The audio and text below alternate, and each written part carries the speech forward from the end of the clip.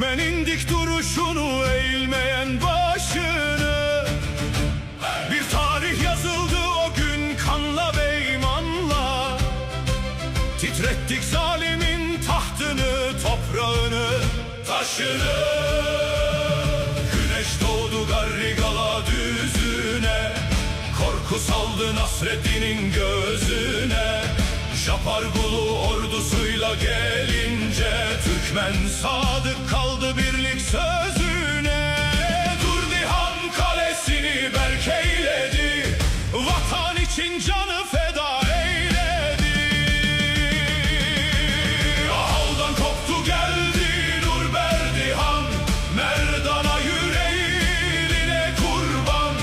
Batıdan Mahmedişan derya gibi 18 bin atlı, tek vücut tek can. Göklen teke umut kol kola girdi, düşman karşısında bir duvar ördü.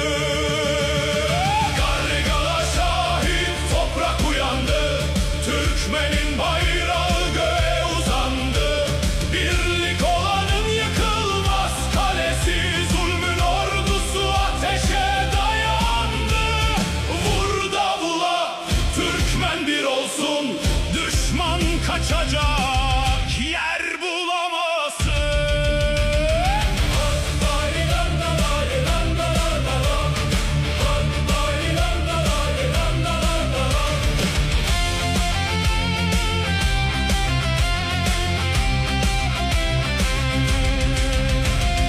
Benim ergen çıktı meydan yerine, kılıç vurdu zalimin miğferine. Moncuklu tepede koptu kıyamet, düşman düştü kendi derin şerrine. Toplar sustu, kılıçlar dile geldi, Türkmenin birliği bendini deldi.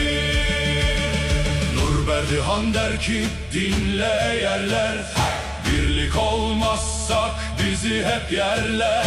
Lakin bir yumruk olsa bu eller, önümüz